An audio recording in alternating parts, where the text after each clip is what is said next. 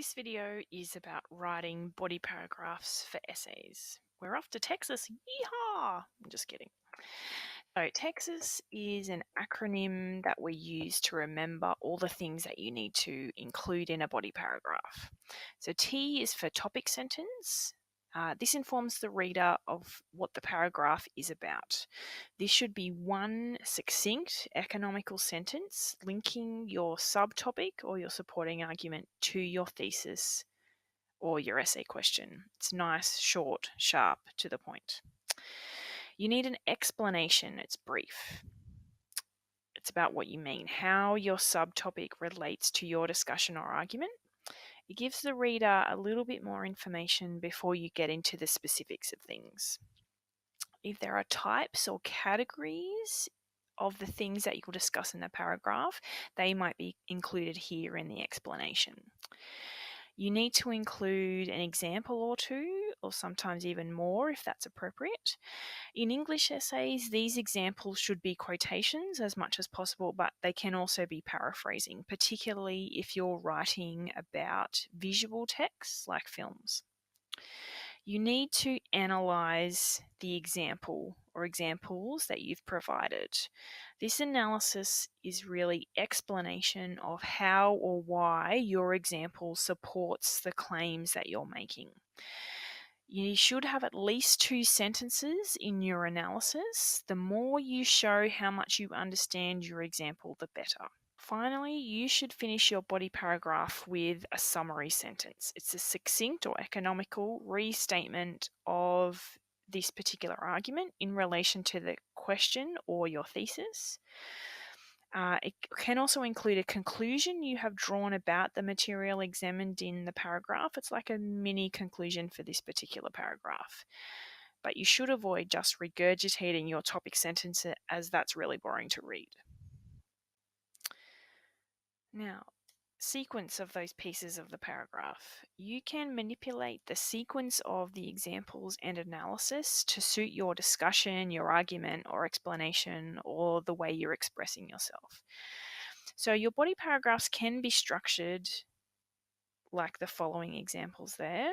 You must have your topic sentence at the beginning. That really should be followed by some explanation. You can have an example and analysis, and then your second example and then analysis. Particularly if you've got 2 examples there, it makes sense to deal with one of them at a time.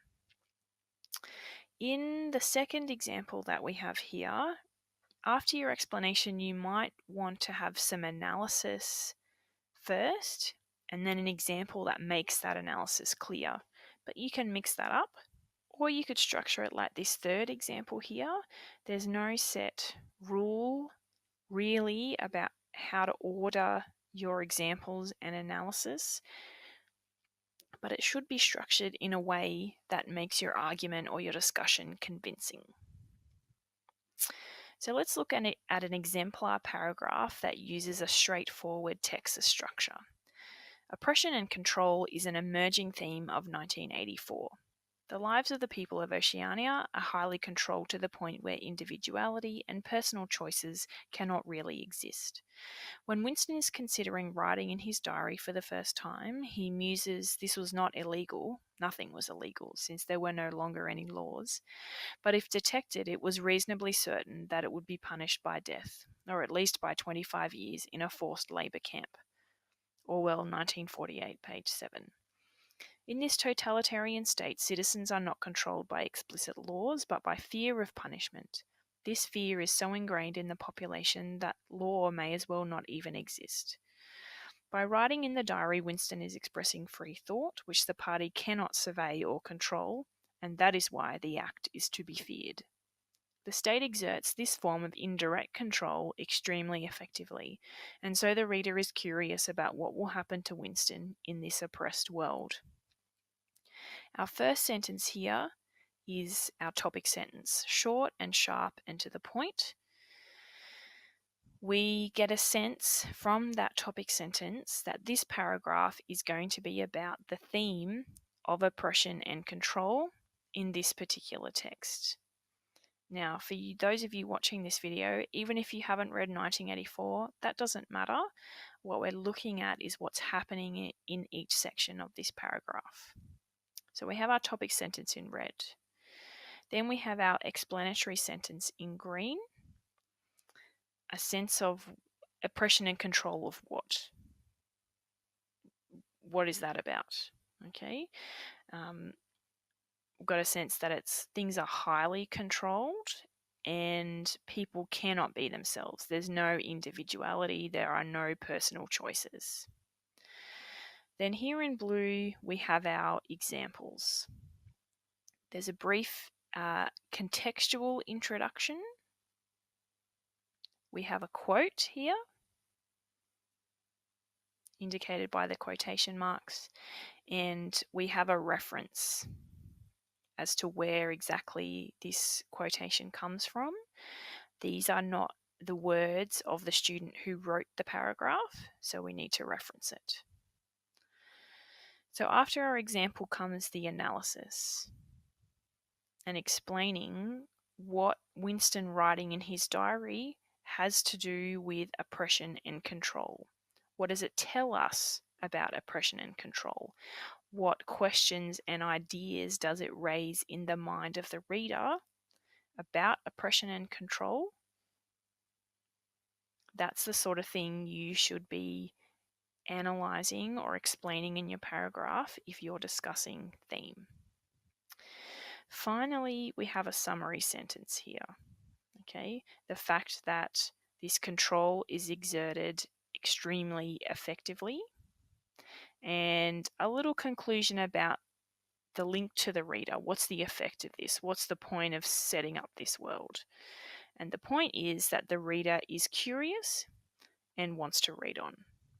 Now let's have a look at another exemplar paragraph, but this time the student has manipulated the sequence of examples and analysis to suit the way this student writes. And this is taken from a student essay that can be found on the Shogun website.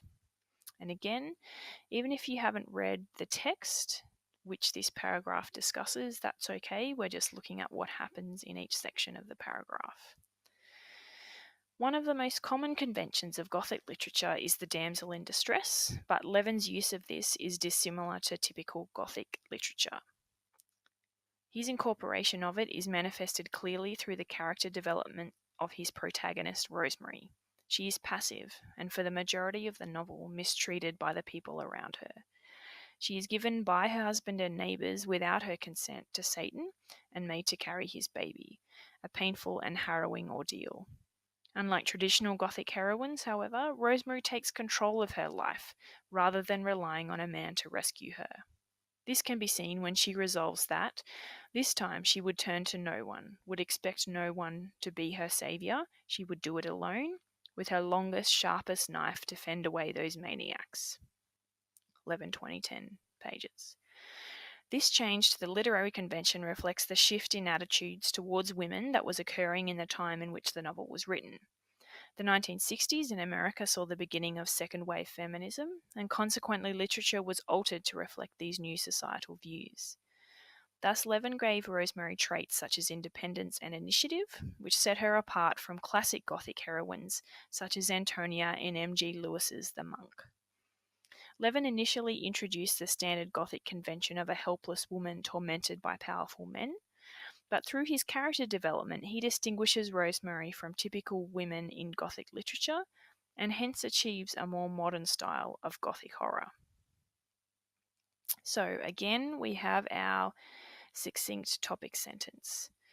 We know that this paragraph is going to be about this damsel in distress convention or trope that we find in Gothic literature, but the author's use of that is not the same as it usually is.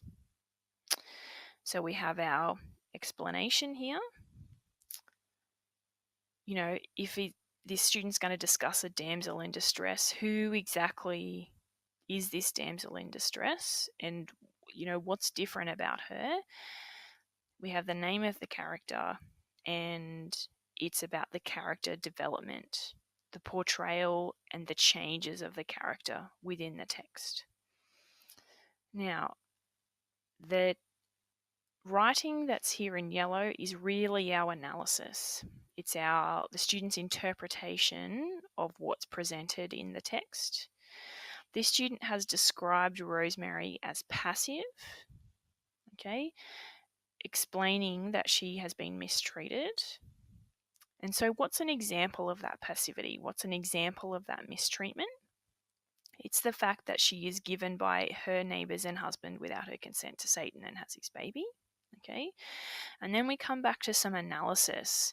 That ordeal is painful and harrowing. Rosemary suffers.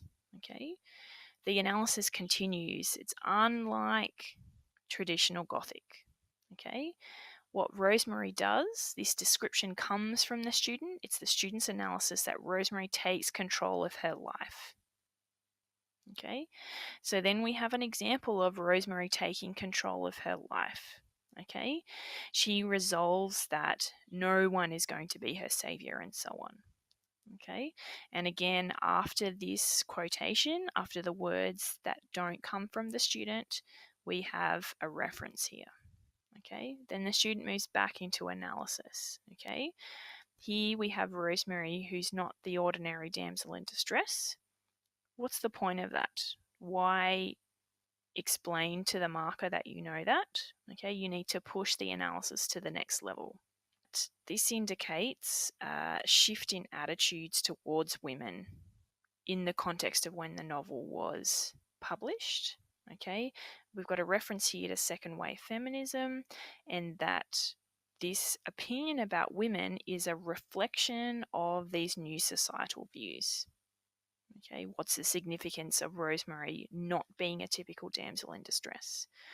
Now, something this student could have done but hasn't done here is push the analysis further again and explained, well, what's the point of a novel reflecting the views of the time?